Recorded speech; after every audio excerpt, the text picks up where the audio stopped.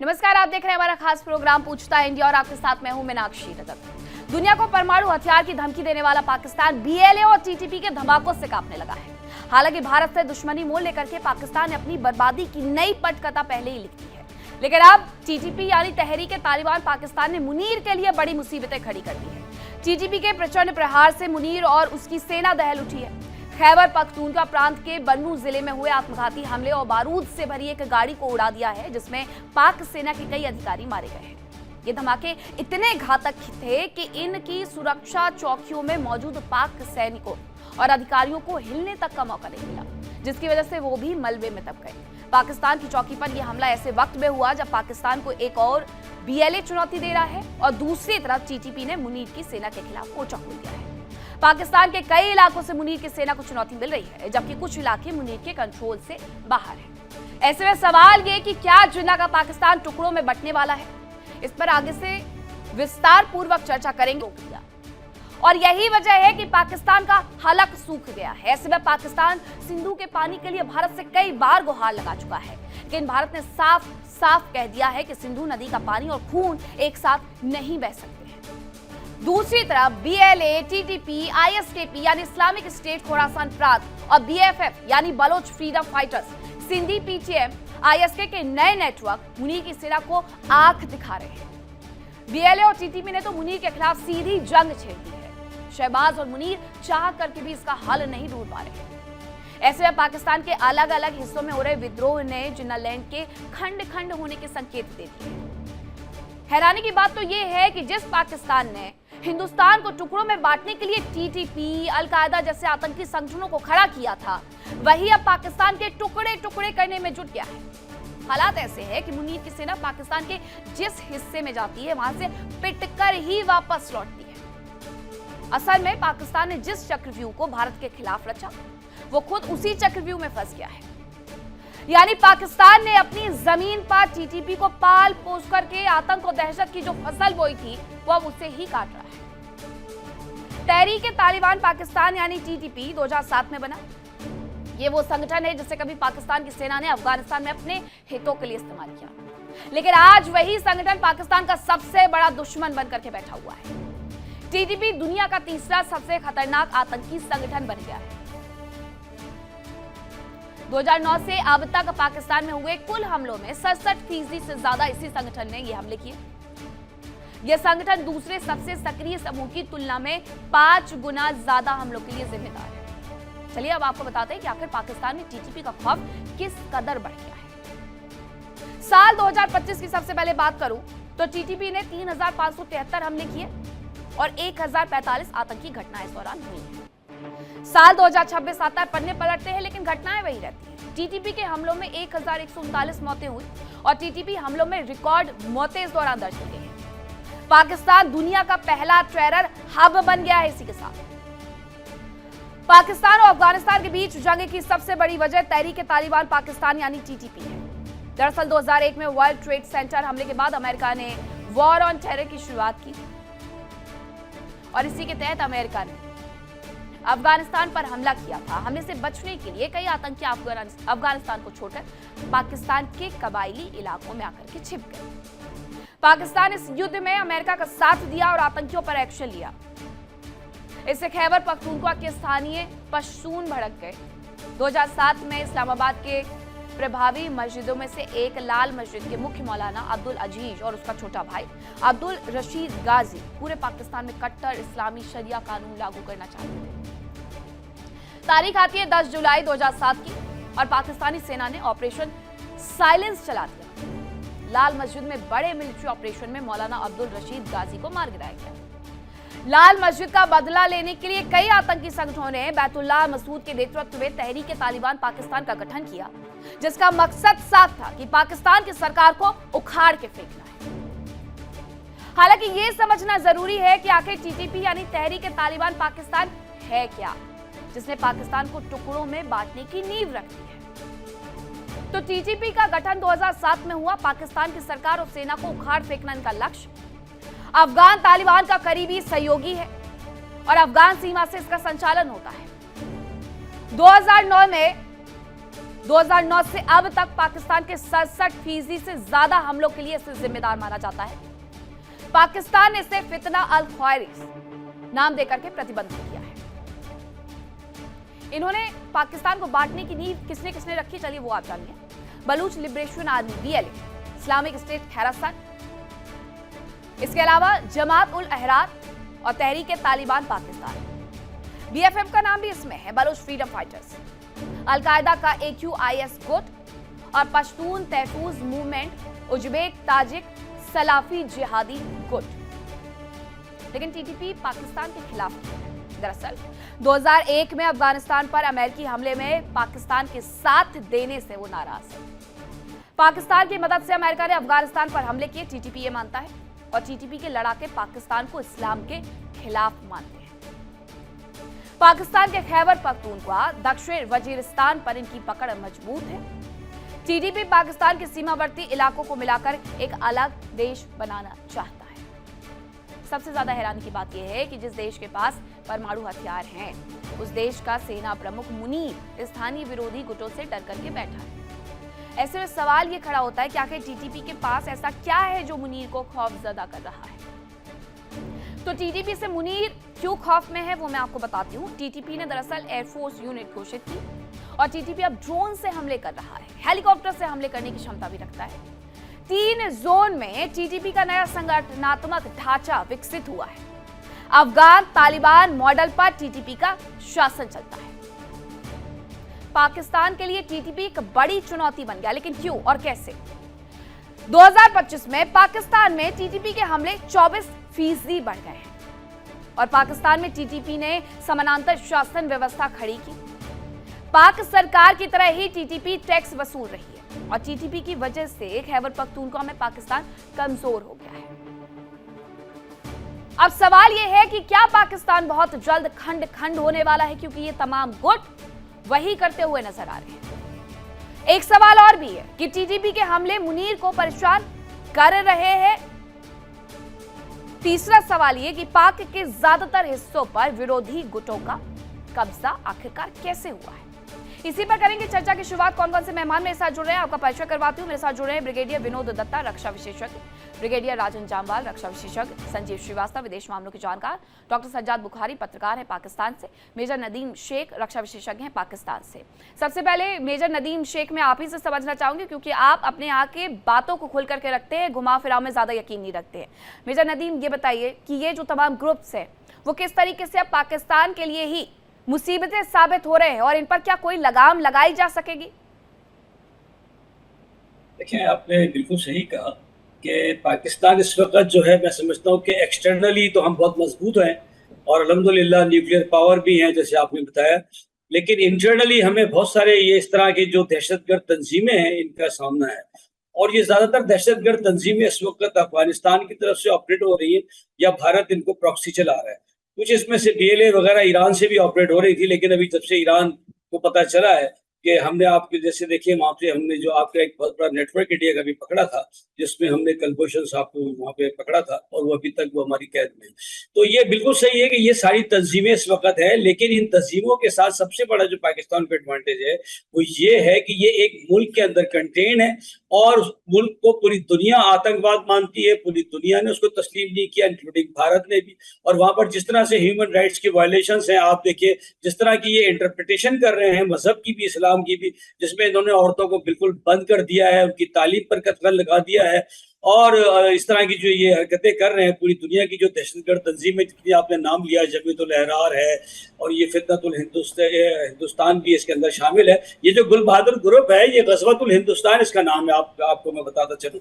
तो ये अल्हम्दुलिल्लाह पाकिस्तान आर्मी ने इनको अपनी बॉर्डर या सीमा से परे ही रखा हुआ है। ये इन्फिल्ट्रेट करके आ जाते हैं और क्योंकि ये हमारे लोगों से मिलते जुलते हैं, यही के इसमें लोग भी शामिल हैं और उनके फेसेस मिलते हैं, कल्चर मैच करता है, ये आके यहाँ फैसिलिटेट टारगेट भी कर लेते हैं इनको लोग जो बुनियाद परस्त हैं, जो मजहब की गलत इंटरप्रिटेशन रखते हैं, इसलिए हमने इनका नाम ख्वारजी रखा है कि अगर मैंने क्लीन शेव की हुई है और दाढ़ी नहीं रखी है तो मैं भी इनकी नज़र में वाजिबुल कत्ल हूँ।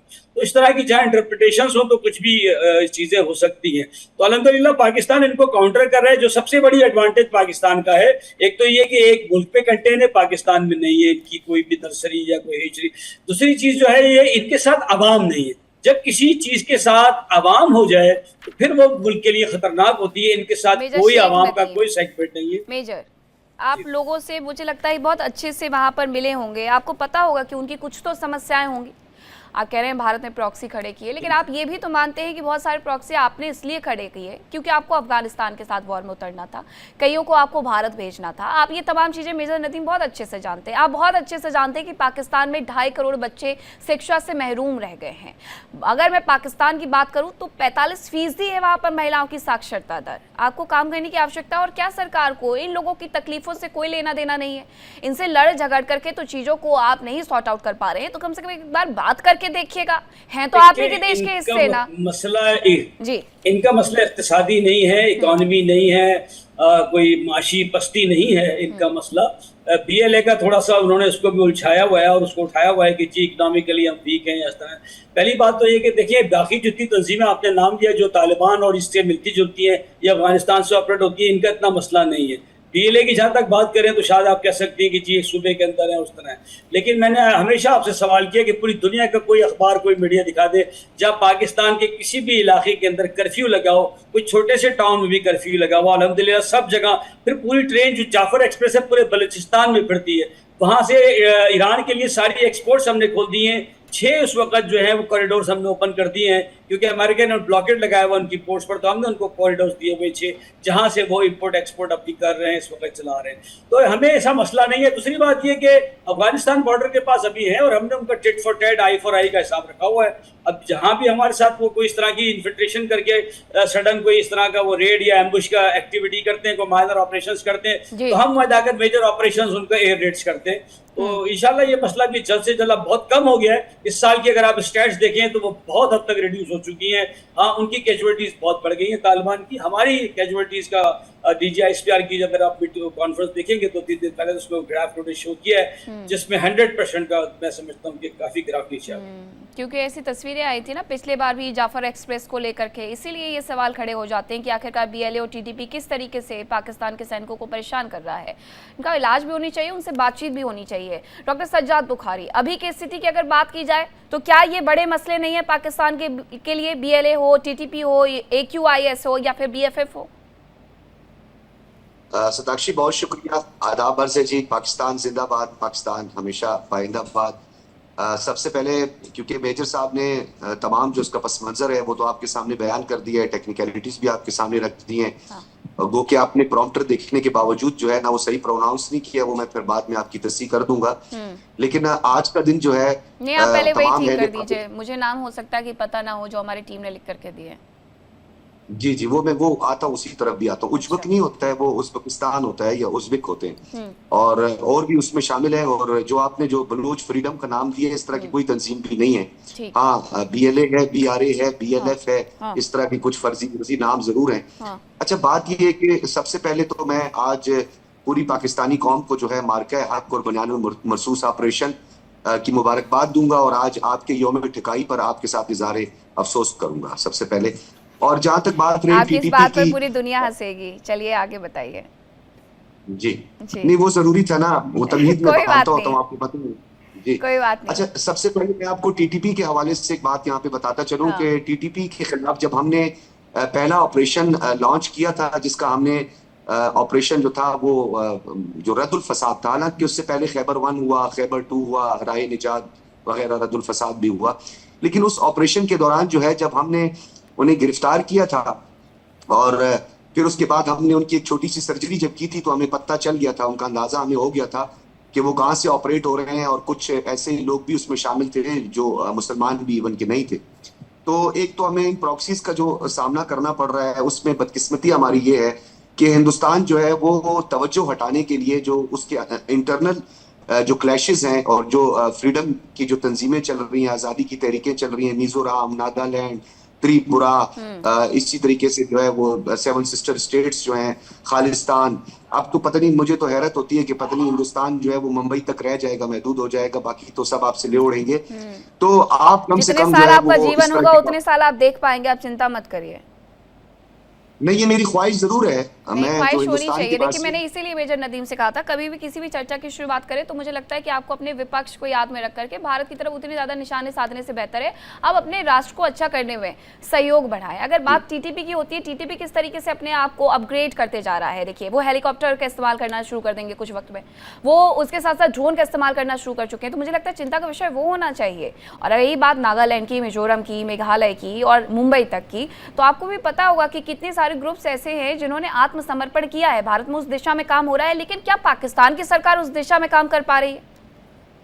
जी, मैं आपको बताता हूँ हमने क्या किया है। देखिए, हमने इस वक्त जो ऑपरेशंस, जितने मैंने आपको ऑपरेशंस का जिक्र किया है, जिसमें मैंने आपको खैबर 1, खैबर 2, राय निजात, रद्दुल फसाद, मेजर साहब को तमाम ऑपरेशंस का पता है। उसके साथ फिर हमने एक स्पेशल ऑपरेशन भी किया था जिसको हमने कुत्ता मार मुहिम का नाम दिया था, जिसमें हमने तमाम जो डॉग्स थे जो है उनको स्प्रे कर करके हमने जो है ना उनको जहन्नम वासिल किया है। तो हमने तो मुख्तलिफ मुतादिद ऑपरेशंस करके अभी पाकिस्तान जो है इस वक्त आप देखें जहां पर मेडिएशन हो रही होती है या जहां पे पीस टॉक हो रही होती है, जिसे इस्लामाबाद टॉक्स का नाम भी दिया गया, तो जहां पे आतंक होता है, जहां पे टेररिज्म होता है या इंस्टेबिलिटी होती है, तो वहां पे बैनुल अक़वामी डेलीगेशन जो है वो कभी भी आके पीस टॉक नहीं करते हैं। तो ये जो आपका बयानिया है ना सो कॉल्ड, ये जो टेररिज्म का और एक्सट्रीमिज्म का, तो इसका भांडा फूट चुका है, ये एक्सपोज हो गया, ये ज़मीन बोस हो चुका है, क्योंकि पाकिस्तान इस वक्त एक पीस टेरिटरी के तौर पर पूरी दुनिया में देखा जा रहा है और पूरी आलमी अमन के लिए जो है वो इस्लामाबाद की तरफ जो है वो दुनिया देख रही है। हमें कोई टेंशन नहीं है, हमें कोई मसला नहीं है। पूरे पाकिस्तान में एक भी आप नो गो एरिया जो है उसको आप आइडेंटिफाई कर दें तो आप यकीन जाने कि मैं सहाफत छोड़ दूंगा और आप लोगों की तरह जो है वो झूठ बोलना शुरू कर दूंगा। तो थोड़ा सा ये भी आप एहतियात करें कि आप 37 टाइम्स जो है वो इंटरनेशनली पनिश्ड हो चुके हैं। आपको ऑफकॉम जो है उसने 2020 में आपके एक एंकर को जो है वो पाकिस्तान के खिलाफ बैशिंग करने पे 20,000 पाउंड का जो है आपको पनिश उन्होंने किया है। आप इंटरनली अच्छा लगता होगा आपको इस तरीके की बातें करके, थोड़ा तो दिल को तसल्ली पहुंचती होगी। दिल को तसल्ली पहुंचाने के लिए गालिब ये ख्याल अच्छा है, लेकिन सच ये है कि पाकिस्तान जिस इस्लामाबाद टॉक की बात कर रहा है उसी अमेरिका को बैठा रहा है जहां से इस्लामिक आतंकवाद की बात कही जाती है, और उसी इजराइल को लेकर के वो बार बार ये कह रहा है कि इजराइल को लेबनान पर हमले बंद कर देना चाहिए, जिस इजराइल की तरफ से ये कहा गया था पाकिस्तान को कि आतंकवादी स्टेट है। तो आप, मुझे लगता है कि दुनिया भर को समझाइए, भारत और आपके बीच के रिश्ते तो कभी सुधरने से रहे, तो वो चीजें तो चलती रहेंगी हमारे पड़ोसियों के साथ, लेकिन आपको पूरी दुनिया में ये अपनी छवि को सुधारना होगा कि आप क्या है, क्योंकि यूएन से लेकर के बहुत सारे मंचों पर आपको सुनना पड़ता है। आप वहां पर सुधारने की दिशा में काम करिए। अगर टीटीपी से जुड़ा हुआ, एक्यूआईएस से जुड़ा हुआ या फिर बीएफएफ से जुड़ा हुआ कोई सवाल पूछा जाता है तो इसमें बेइज्जत महसूस करने की कोई आवश्यकता नहीं है। बहुत सारे ऐसे ग्रुप्स होते हैं जो सरकार के हिसाब से नहीं चल पाते हैं, मुझे लगता है कि उन पर काम करना चाहिए। भारत के खिलाफ जहर उगल करके थोड़ी ना काम होना शुरू हो जाएगा। ब्रिगेडियर विनोद दत्ता जी, ये जो स्थितियां बनी हुई हैं, ये स्थितियां उत्पन्न भी पाकिस्तान ने ही की हैं।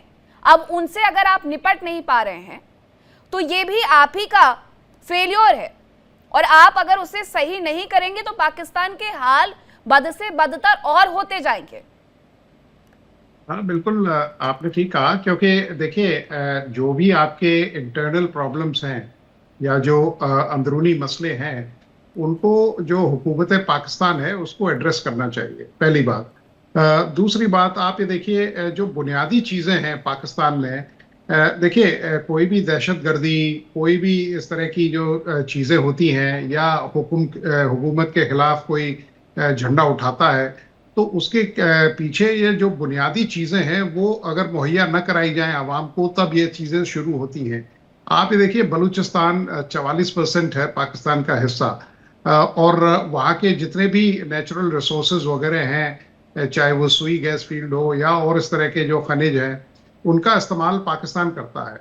और आप ये देखिए अगर पहले वाला पाकिस्तान देखें आप, जो वेस्ट और ईस्ट पाकिस्तान था, यही चीज़ पाकिस्तान ने ईस्ट पाकिस्तान में की। ईस्ट पाकिस्तान से सारा जो सरमाया था उसको वेस्ट पाकिस्तान लाया गया। वहाँ के जितने संसाधन थे, जो वहाँ की पूंजी थी, उसको वेस्ट पाकिस्तान में फ्लो बैक किया गया। वहाँ कोई डेवलपमेंट नहीं किया गया, वहाँ कोई मतलब इस तरह की कोई स्कीम्स नहीं की गई, बल्कि इसके बरखिलाफ आप देखिए, जब जनरल टिक्का खान को वहां भेजा गया तो वहां इस तरह से बदसलूकी की, मतलब मुझे कोई भी ऐसा वाकया या इस तरह की कोई मिसाल देखने को नहीं मिलती कि आपकी अपनी फौज या अपने मतलब इदारे आप ही के अपने देश के लोगों को या उनकी जो खवातीन हैं उनकी इस्मत को लूट रहे हैं। और 1, 2, 4, 10 केस नहीं, मतलब लाखों की संख्या में ये किया गया। तीसरी चीज ये है कि देखिए वहां के जो जहनी लोग थे, जो वहां के दानिशमंद लोग थे, उन सबको खत्म किया गया। आप देखिए ढाका में जगन्नाथ हॉल में जिस तरह से मैसेकर किया गया, तो ये कारण बनता है कि पाकिस्तान को इन सब चीजों से, देखिए तारीख से हमें सबको सबक लेना चाहिए। और अंत में क्या हुआ, पाकिस्तान तकसीम हुआ।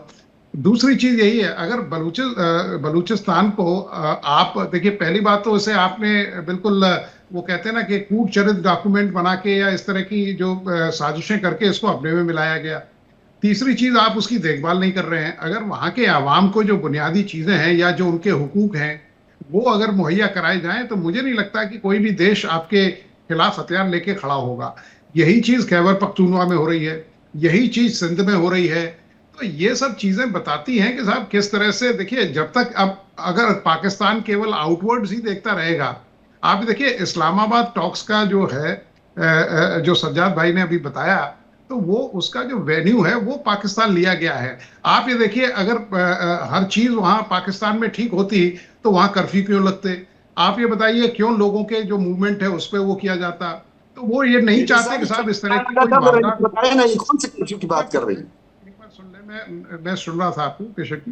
तो इस तरह की चीजें मतलब हालांकि सिक्योरिटी अरेंजमेंट्स हर एक देश का ये हक बनता है जहां इंटरनेशनल स्टेक होल्डर्स आते हैं, लेकिन ये है कि आपको अभी मतलब वो कहते हैं ना कि इंटरनली आपको देखना पड़ेगा, क्योंकि जब तक आपके आवाम सुखी नहीं होंगे, जब तक आप आवाम को वो सब चीजें मुहैया नहीं कराएंगे, तब तक मुझे नहीं लगता पाकिस्तान में पुरअमन तरीके से कोई भी चीज हो सकती है।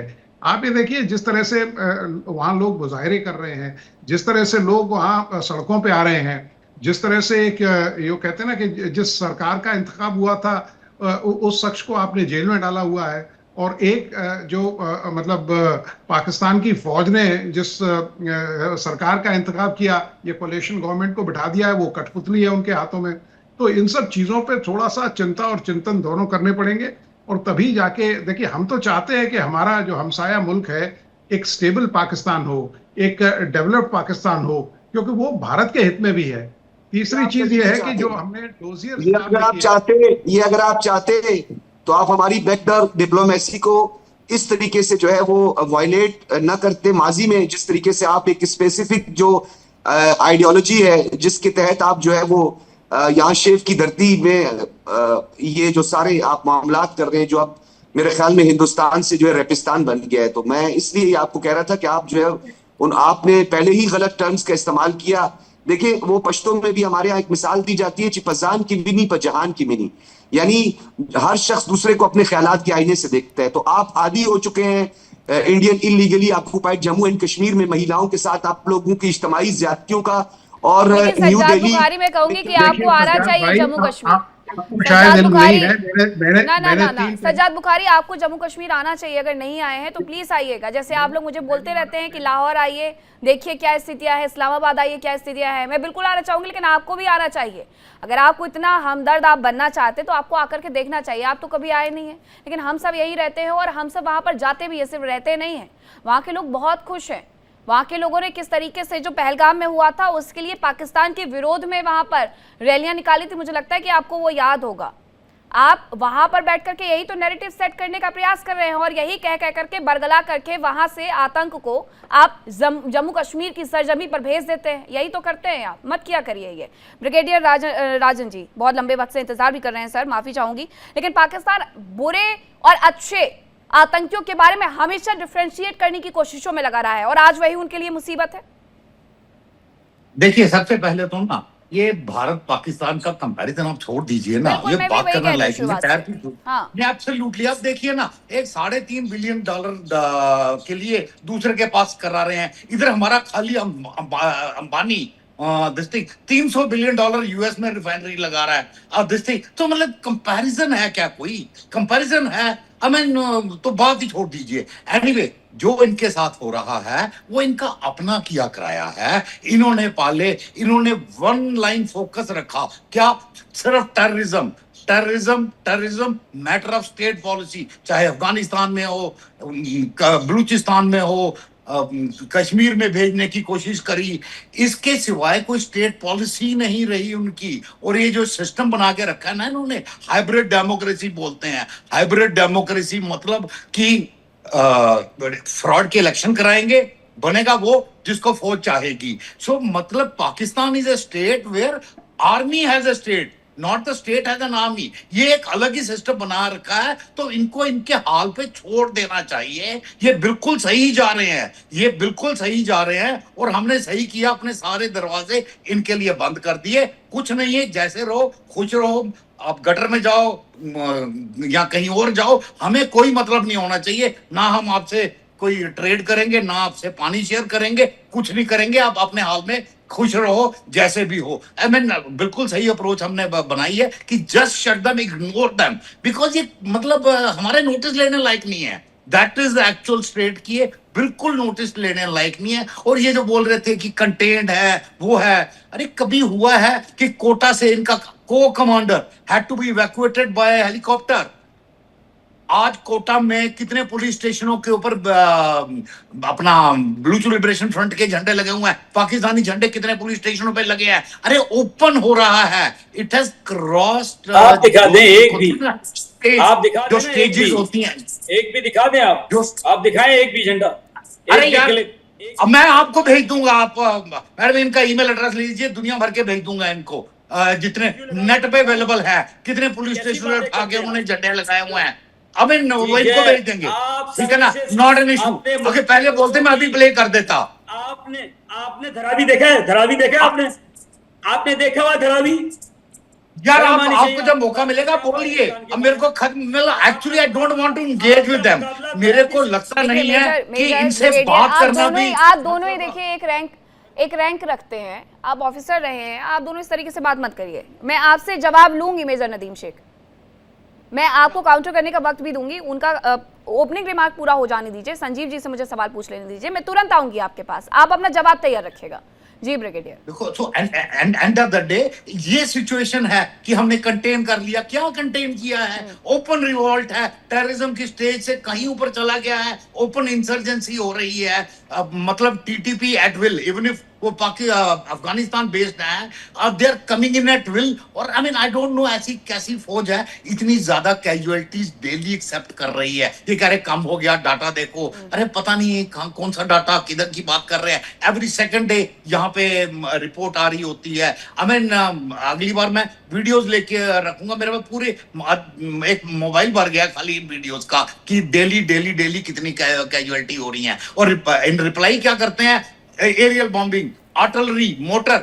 सुना है कभी कोई एक प्रोफेशनल फोर्स अपने इलाके में आर्टिलरी और मतलब मोटर से फायर कर रही है? आप कर रहे हो बलूचिस्तान में करके। सो एक्चुअली वहां कंफ्यूजन पैदा हो गया खुद भी बीएलए की तरफ से, जी बीएलए की तरफ से बहुत सारे वीडियोस खुद भी जारी किए जाते हैं। ऐसा नहीं है कि अगर आपको ये लगे कि इंडियन मीडिया की तरफ से ये प्रोपेगेंडा फैलाया जा रहा है, तो बिल्कुल नहीं, कतई नहीं। बीएलए खुद इन वीडियोस को जारी करता है।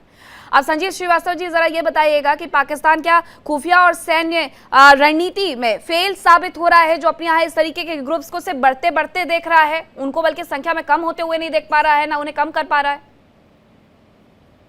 नहीं, ये तो आत्मघाती जो भस्मासुर जो पैदा किए थे, तो भस्मासुरों का काम क्या होता है? भस्मासुर तो जहाँ पैदा करेंगे उसी को जलाएंगे। ये जो आतंकवाद का जो भस्मासुर पाकिस्तान ने खड़ा किया, या हिलरी क्लिंटन के शब्दों में अगर मैं कहूँ तो जो आतंक के जो जहरीले सांप आपने पाल रखे, और ये सोच करके कि ये जो सांप सिर्फ पड़ोसियों को ही जाके डसेंगे, ये सांप उनको स्वयं डस रहे हैं। अब वो जो भस्मासुर है उन्हें जला रहे हैं। और ये जो पाकिस्तान आज जिस आग में जल रहा है, खैबर पख्तूनख्वा के बन्नू में अभी मैं देख रहा था 14 पुलिस अधिकारियों की वहाँ पर मृत्यु हुई है, वो जो फिदाइन जो हमला हुआ है। और ये जो रास्ता किसने दिखाया, ये जो आतंकी ट्रेनिंग किसने दी, आज भी उसी पाकिस्तान ने दी है। तालिबान को किसने खड़ा किया? ये पाकिस्तान का ही क्रिएशन है। और ये जो पाकिस्तान ने उसको तो खड़ा तो किया, वो तो बहुत पहले की बात है, लेकिन अभी हाल के समय में जब तालिबान काबुल की सत्ता पर टेक ओवर करने की कोशिश कर रहा था अगस्त 2021 में, तो आपने पूरी सारी ताकत पाकिस्तान ने वहां लगा दी। वहां के DGISI काबुल में चाय की चुस्कियां लेते हुए पंजशीर के ऑपरेशन को सुपरवाइज कर रहे थे। और अभी उस समय वो मुझे याद है कि उस समय तत्कालीन प्रधानमंत्री इमरान खान हुआ करते थे, और जब उनसे पूछा गया कि ये क्या हुआ वहां पे अगस्त में अफगानिस्तान में, तो कहा कि गुलामी की जंजीरों को तोड़ करके ये आज़ाद हुए परिंदे हैं। और अभी आप देखिए तो ये जो गुलामी की जंजीरों को तोड़ करके जो आज़ाद हुए जो फ्रीडम फाइटर्स थे, वो अब आतंकवादी हो गए हैं। आप उनको ये आतंकवादी दहशतगर्द कह रहे हैं। ये कब किसको, कभी ये फ्रीडम फाइटर हुआ करते थे, अभी अब दहशतगर्द हो रहे, दहशतगर्द कह रहे हैं।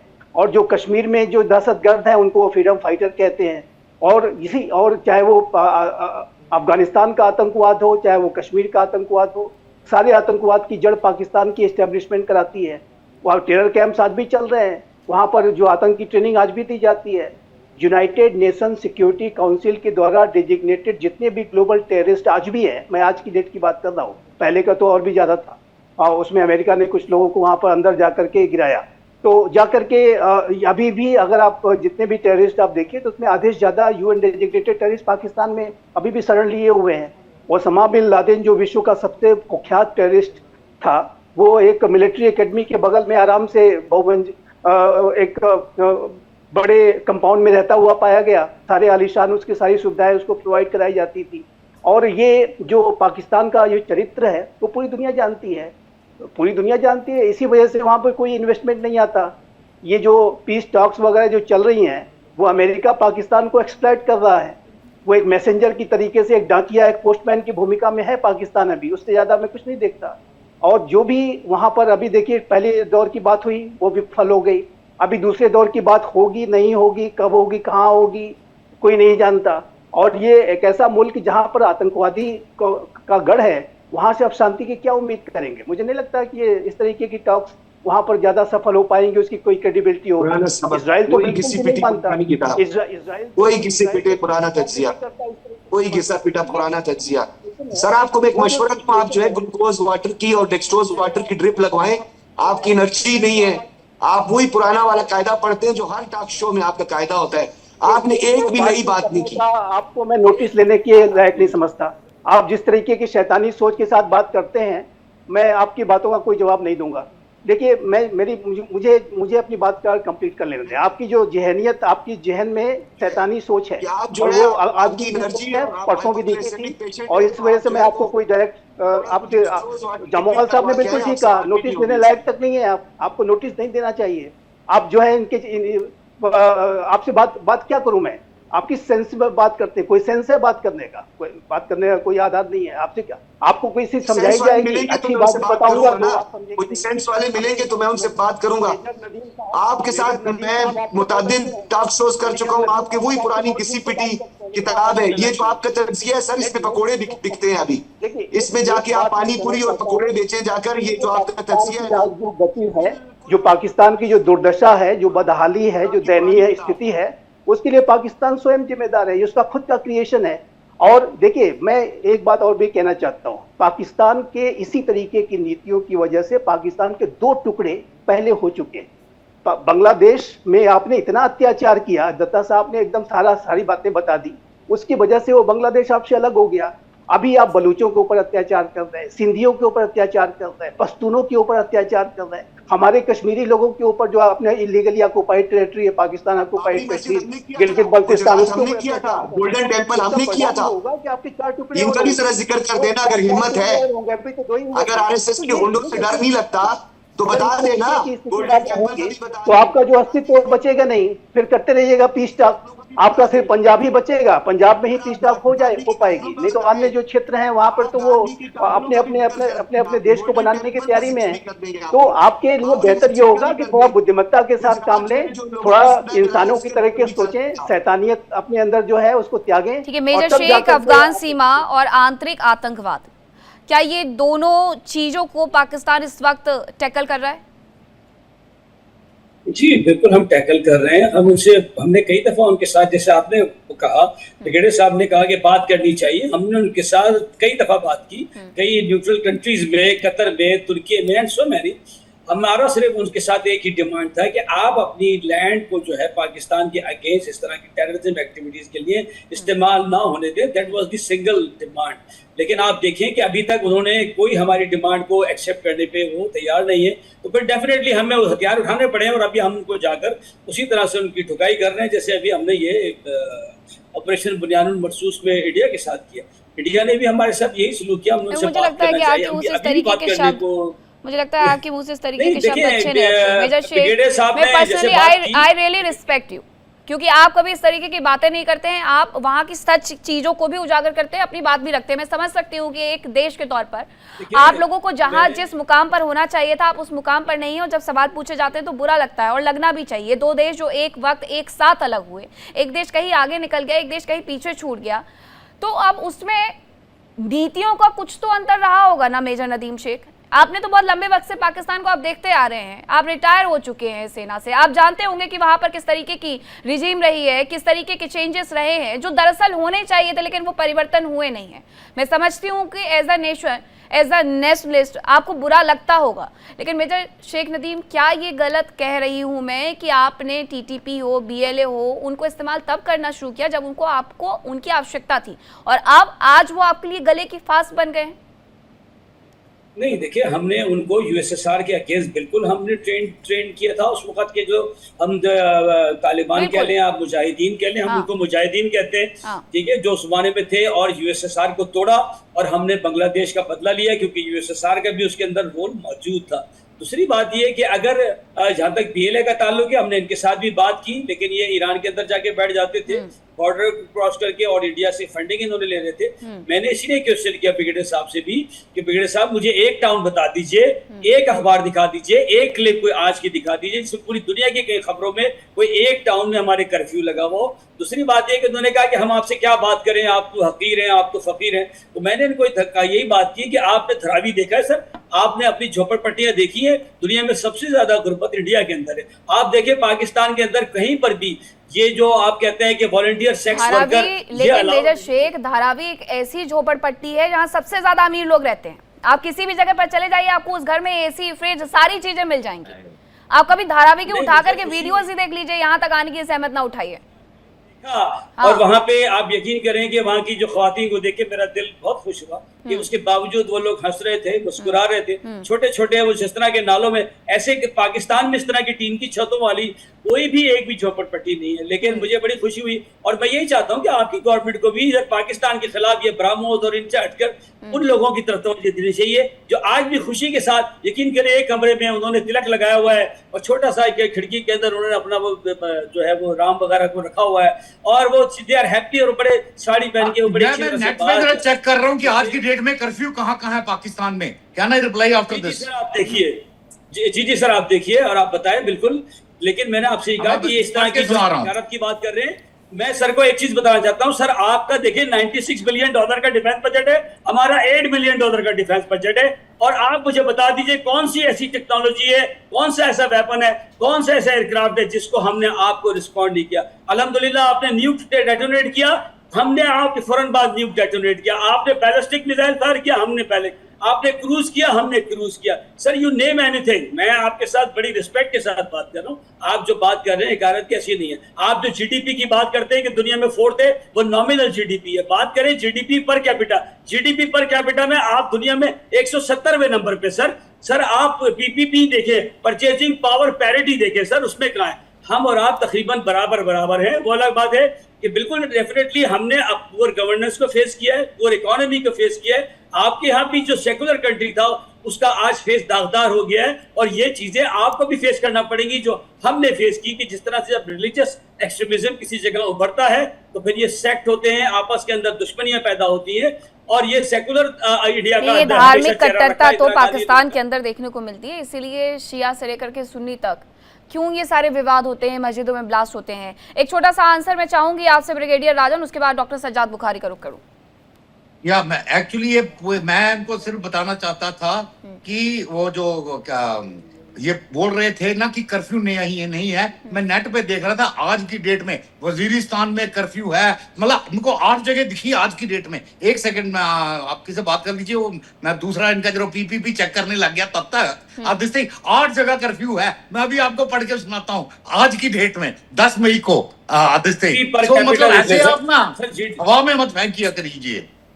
नहीं, आप जीडीपी पर कैपिटा जरूर देखिएगा इंडिया में। ओके, अभी हाँ मैं पहले अब नजीर ये नॉर्थ वजीरिस्तान में है। अरे इस्लामाबाद में भी 8 बजे से लेकर सुबह 10 बजे तक का कर्फ्यू है इस्लामाबाद में भी। सर पता नहीं कौन सी शाम की खबरें पढ़ते हैं, ये शाम के अखबार में तो दिया होगा सर, ये आप शाम के अखबार की खबरें बताते। आपने बोला ना कहाँ है, तुम मैंने का पढ़ के सुना देते हैं। आप मुझसे ऑनलाइन पे आ जाइएगा, मेरा नंबर लीजिएगा, मैं इस्लामाबाद की रोड्स पे फिरूंगा आज रात को।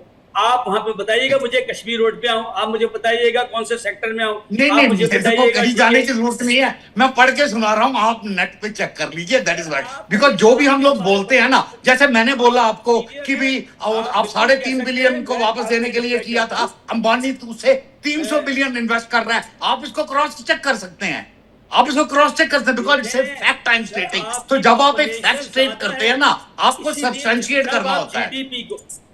सर जब थोड़ा आप सा तो देखना चाहिए आपको। अब जरा डॉक्टर से सज्जाद बुखारी ये बताइएगा कि ये पाकिस्तान के अंदर बढ़ती हुई अस्थिरता, क्या ये साउथ एशियन कंट्रीज के लिए भी बड़ा खतरा नहीं है? देखिए, एक तो साउथ एशियन कंट्रीज के हवाले, लेकिन उससे पहले जो है मैं काफी देर से रिस्पॉन्ड करना चाह रहा था। मैंने आपके प्रोड्यूसर को कहा था कि आज हम जो है वो यौम तशक्कुर मना रहे हैं और आज हम सेलिब्रेट कर रहे हैं जो हमने आपकी टुकाई की थी, तो मुझे जाने दें। अच्छा। तो मैं जरा कंक्लूड कर देता हूँ। अच्छा। एक तो ब्रिगेडियर साहब जो है वो मैं उनका बड़ा एहतराम करता हूँ, उन्होंने कल के शो में भी इसी तरह की एक टर्म इस्तेमाल की थी, तो मुझे मजबूर आप कर देते हैं। देखिए, ये गटर का उन्होंने एक जुमला इस्तेमाल किया था, उन्होंने कहा जी वो गटर में इनको फेंक दें। तो ये गटर का ख्याल अपने जहन से निकालते हैं और दलित्स को गटर में ना फेंका करें, वो भी आपके ही हिंदू हैं, उनके साथ इस तरह के नारावा सलूक ना करें। हिंदुस्तान जो हिंदुस्तान टाइम्स है या टाइम्स ऑफ इंडिया है या द हिंदू है, वो खुद ये कह रहा है कि जो भी गटर से लाशें बरामद होती हैं वो दलित्स की होती हैं। तो ये जो आपने जेनोसाइड शुरू किया है, पता नहीं तो कौन गटर को अपने सन की खबरें आप बता रहे हैं। अब पुरानी खबरें भी आप लेकर के आएंगे तो कैसे होगा? और दूसरे चैनल पर आकर के आप पत्रकार हैं, आप जानते भी होंगे कि किसी चैनल का नाम लेना, किसी पत्रिका का नाम लेना, ये जायज नहीं होता है। बोलिए आप। मुझे चैलेंज कर दीजिएगा अगले शो में आके कि जी आपने गलत जो है ना नाम लिया है। हाँ। और दूसरी बात ये, आप नहीं, आपने पेपर के नाम बिल्कुल सही लिए, लेकिन कौन सी सन के लिए हैं ये मुझे नहीं पता। बोलिए। देखिए, एक तो अंडानी से और अंबानी से जो है वो थोड़ा सा बाहर निकले, क्योंकि अंबानी और अंडानी को ये भी कहते हैं कि पूरी दुनिया में जो लोगों की बुनियादी जो बेसिक उनकी जरूरत है वो वॉशरूम्स हैं, तो आपके पास तो टॉयलेट्स ही नहीं है। अंबानी और अंडानी फिक्र नहीं करनी है आपने, आपको भारत की फिक्र नहीं करनी है, आपको पाकिस्तान की फिक्र करनी है। अब बताइए आप। तो आप लोग हैं ना पाकिस्तान की फिक्र करने के लिए, सारा दिन आप पाकिस्तान यात्रा आपकी शुरू होती है। अच्छा, आपको याद है आप जो अभी सेलिब्रेशन करने के लिए जा रहे हैं, अभी कुछ देर पहले ही एक आतंकी ग्रुप की तरफ से ये कहा गया था कि हम तो हैरान थे, हम बहुत चक्के थे कि अरे आखिरकार हुआ क्या ऑपरेशन सिंदूर की रात को, आसमान से सिर्फ और सिर्फ गोले बरस रहे थे। किसने दिया ये बयान?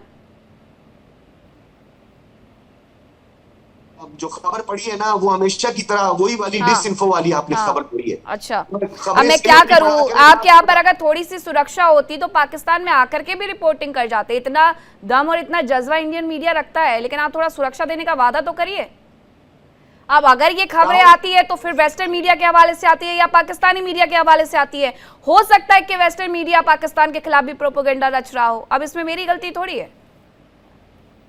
अच्छा, मैं एक थोड़ी सी यहाँ पे आपको जो है तस्वीर आपकी करता चलूं कि आप इंटरनेशनल मीडिया को ज्यादा देखा करें, क्योंकि आपका बदनाम जमाना EU डिसइंफो जो है वो आज तक जो है पेनिट्रेट कर रहा है आपकी सोसाइटी। मैं कह रही हूँ आपसे कि हो सकता है कि वेस्टर्न मीडिया आपको बदनाम कर रहा हो, उसके हवाले से ऐसी खबरें आ रही हो। यही तो कह रही हूँ मैं आपसे। कोई इस तरह की कोई किसी झंडू कहानी जो है वो आपने खुद से ऐसे शब्द नहीं बोलते हैं, पत्रकार होकर के तो कतई नहीं बोलते हैं। ऐसे शब्द लिखते हैं क्या आप अपनी पत्रिका में या टीवी पर? इंटरप्रिटेशन करती है ना, आपसे आपको सबाक से हट के जो है वो उसकी अपनी मर्जी की इंटरप्रिटेशन कर रही है। हाँ। सिर्फ मुझे यहाँ पे नहीं, मैं नहीं कर रही हूँ डॉक्टर सज्जाद, मैं बिल्कुल नहीं कर रही हूँ, मैं बहुत ज्यादा इंटरेस्ट लेती नहीं हूँ। लेकिन हाँ ठीक है, अगर कोई खबर आई है तो वो बताना भी जरूरी होता है, और पाकिस्तान में मेरा इंटरेस्ट बहुत ज्यादा है भी नहीं। इंटरेस्ट वहाँ होता है जहाँ पर कुछ सीखने और समझने के लिए रह जाए। पाकिस्तान से सीखने समझने के लिए कुछ नहीं, आतंकवाद हमें फैलाना आता नहीं है। दूसरी बात यह कि पाकिस्तान से ही ये खबर सामने आई थी कि एक आतंकी ग्रुप ने साफ तौर पर यह कहा है कि वो ऑपरेशन सिंदूर की रात में भौचक्के थे, सरप्राइज थे कि आखिरकार हुआ क्या, आसमान से इतने गोले क्यों अचानक से बरसने लगे। जो आप सेलिब्रेट करने के लिए जा रहे थे वही बता रही हूं मैं आपको। आप सेलिब्रेट कुछ भी कर सकते हैं, आप किसी का बर्थडे भी कर सकते हैं, किसी का मातम भी कर सकते हैं, और अपनी आप खुशियां भी सेलिब्रेट कर सकते हैं, और आप अपने जो वहां पर नुकसान हुआ उसी भी सेलिब्रेट कर सकते हैं। मैं हूं रोकने वाली कौन? जाइए आप, आपके यहाँ पर मरकज में जो धमाके हुए थे, आपके यहाँ पर जो वो 9 आतंकी ठिकाने हटाए गए थे, आप जाइए उन्हें सेलिब्रेट करिए। मेरा आपका क्या लेना देना इससे?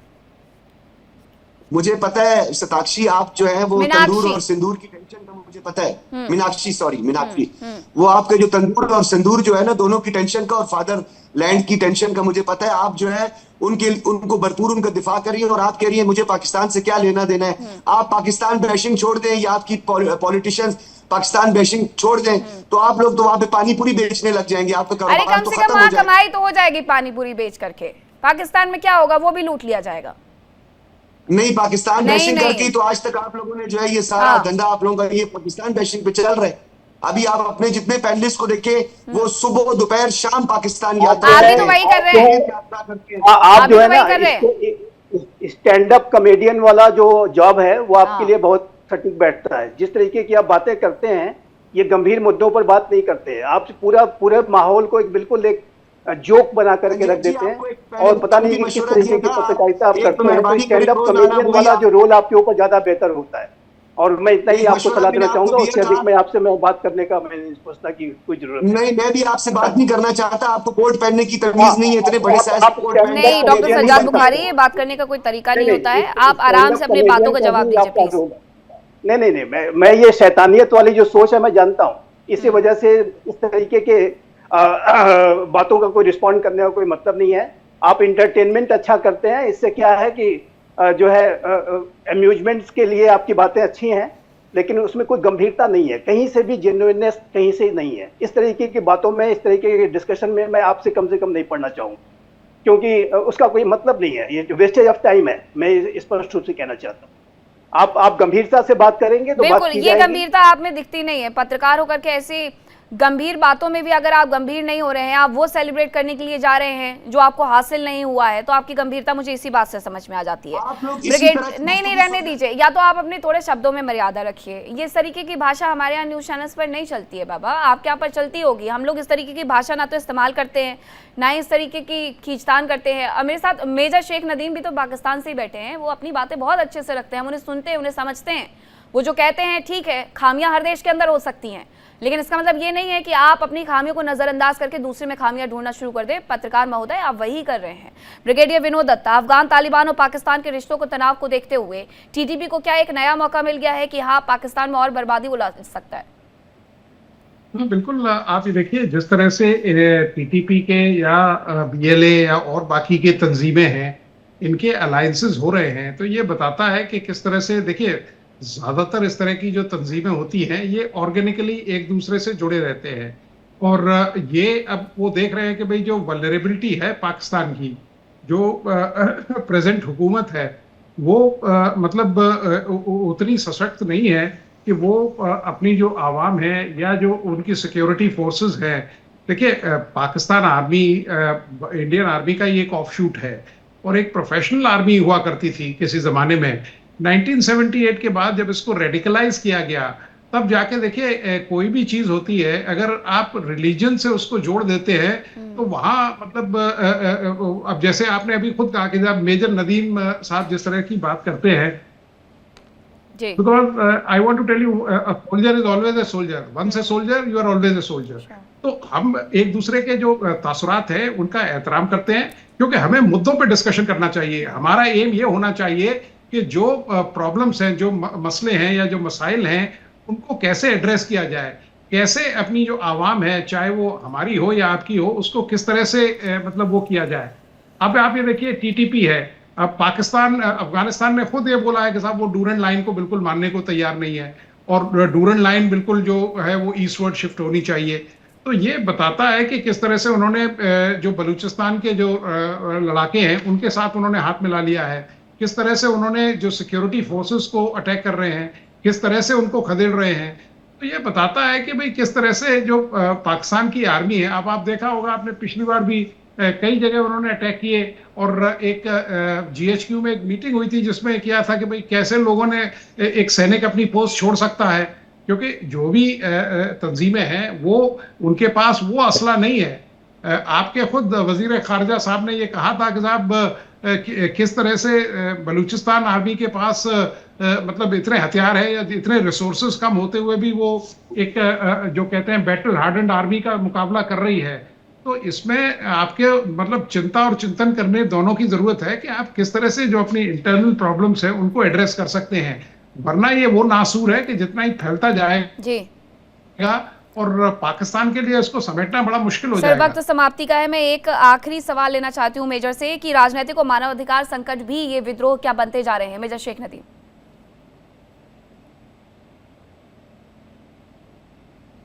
जी आपका जवाब।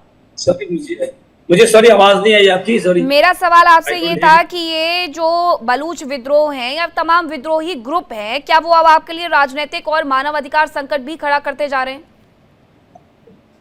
नहीं, देखिए इनको हमने काफी कंटेन किया है। मैंने इसीलिए ब्रिगेडियर साहब से ही बात की, ब्रिगेडियर साहब चले गए और वो डांट भी रहे थे मुझे, तो वो शाम के अखबार की न्यूज उन्होंने बता दी इस्लामाबाद। अब इस्लामाबाद में तो मैंने उनसे कहा कि वीडियो में ले लें, मेरा व्हाट्सएप नंबर ले लें और विजुअल आप देख लें, मुझे जो बोलेंगे सड़क पे चला जाऊं।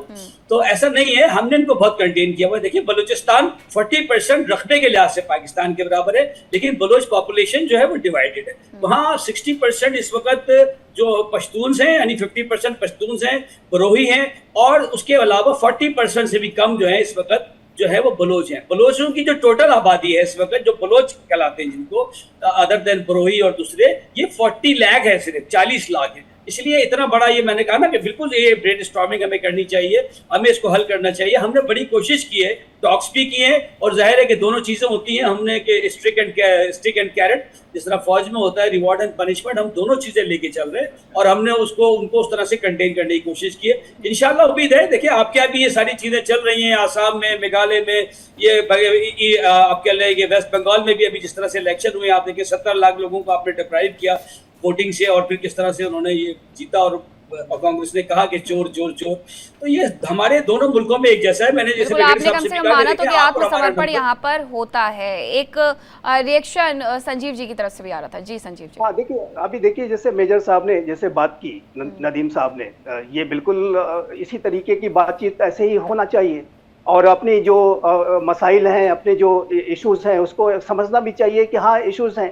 सिर्फ रिएक्शन करना और सिर्फ जो है सिर्फ किसी भी विषय को बिल्कुल एक गंभीर विषयों को एक मजाक बना करके रख देना कहीं से भी उचित नहीं है। और देखिए मैं मानता हूं कि पाकिस्तान के अवाम के साथ भारत की अवाम के जो संबंधों में बेहतरी हो सकती है, लेकिन उसके लिए दोनों पाकिस्तान के तरफ से जो भारत की जो चिंताएं हैं उसको ऐसे एड्रेस करना होगा। और मैं ये स्पष्ट रूप से कहता हूं कि जो आतंकवाद की जो चुनौती है, ये पाकिस्तान के लिए स्वयं बहुत ही बड़ा नासूर बन के उभरा है। बिल्कुल, और उस पर काम भी वहाँ पर होना चाहिए।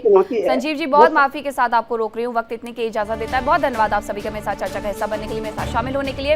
रुक रहे एक छोटे से ब्रेक के लिए, कहीं मत जाएगा, खबरों का सिलसिला लगातार जारी है। इंडिया डेली अब आपके स्मार्ट टीवी पर भी मौजूद है। इंडिया डेली 24/7 अब इन सभी प्लेटफॉर्म पर लाइव देखिए। इंडिया डेली 24/7 अब आपकी स्मार्ट टीवी पर। इंडिया डेली मौजूद है सभी डिजिटल प्लेटफॉर्म पर लाइव और लगातार। इंडिया डेली 24/7 हर दिन राष्ट्र को समर्पित।